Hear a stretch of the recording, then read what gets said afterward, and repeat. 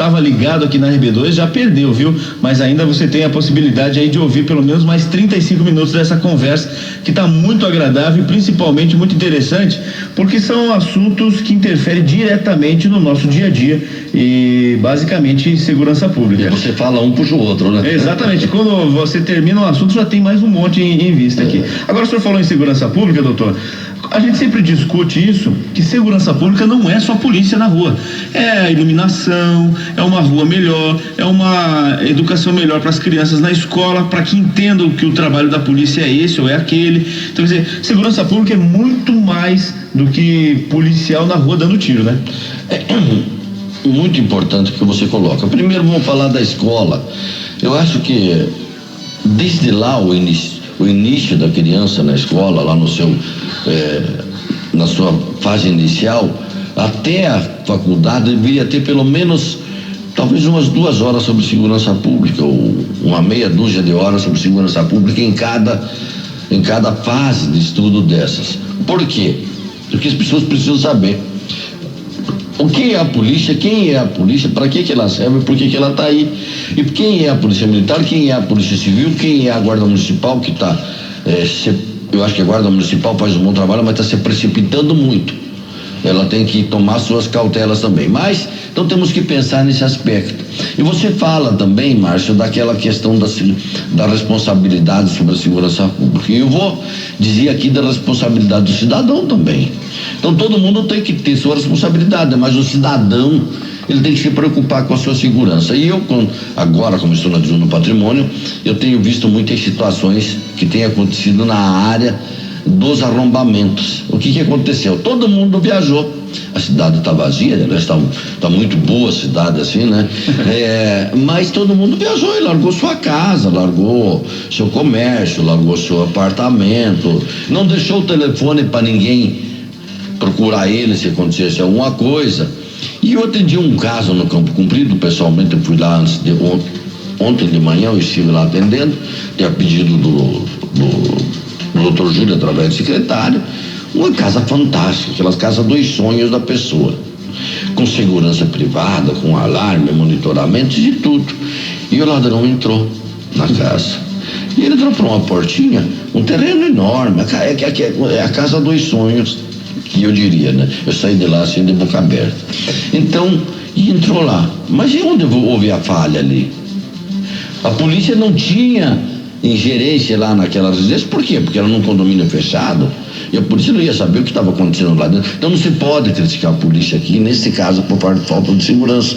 E aí, ele tinha segurança privada, tinha tudo aquilo lá. Então, desacautelou-se porque não ligaram o alarme ou faltou alguma coisa, por culpa do cidadão, tá? Aí o policial me ligou da Força Roubos da noite: doutor, estamos indo atender um arrombamento numa casa no Pilarzinho, a família viajou e estava 10 dias fora. Veja bem, é um descuido do cidadão. Na minha casa, Márcio, não viajamos ninguém, alguém sempre fica em casa, porque se viajar todo mundo, você tem problema. A única vez que nós viajamos todo mundo, voltei e o cara tinha entrado lá em casa. Graças a Deus ele só pegou uma coisa de fora ali, não entrou para dentro. Então o cidadão também tem que se preocupar com essa segurança.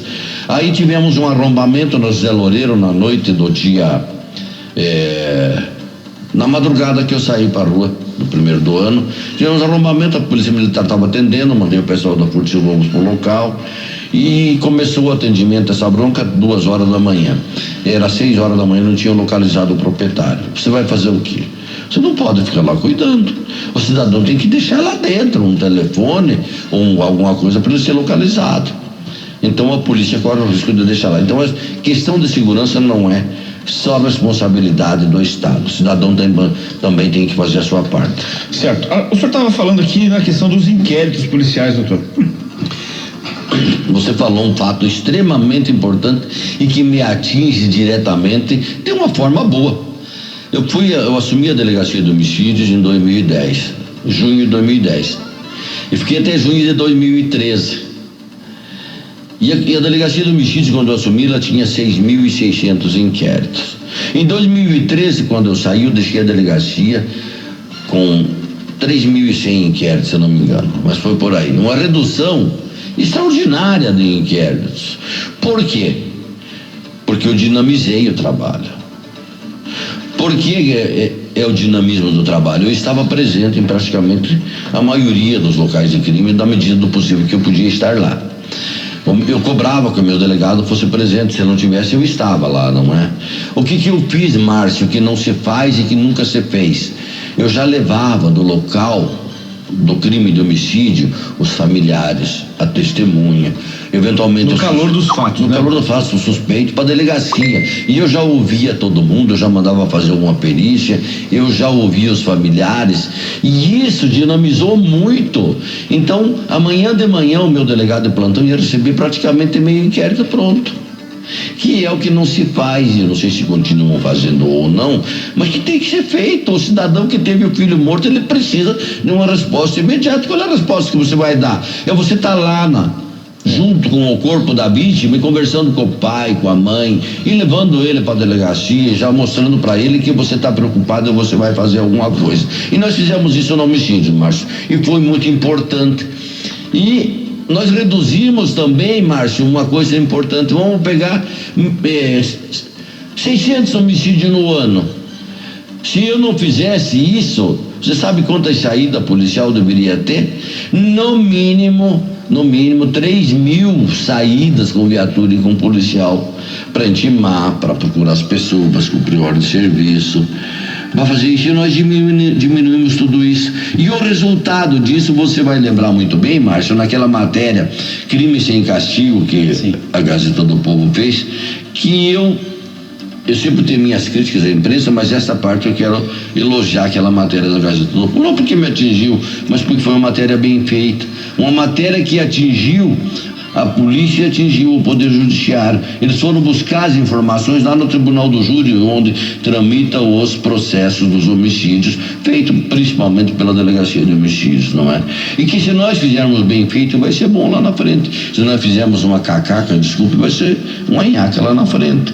E o resultado desse meu trabalho resultou no final da matéria do Crime Sem Castigo, quando o repórter que fez a matéria colocou lá em umas 20 linhas, mais ou menos, que até junho de 2010 os inquéritos demoravam 2,9, coisa parecida, dias para ser instaurado.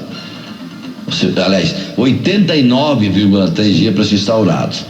De junho de 2010 até junho de 2013, que foi o meu final da Delegacia de Homicídios, e foi quando saiu essa matéria, foi uma incrível coincidência também, os inquéritos de homicídios passaram a ser instaurados em 2,3 dias.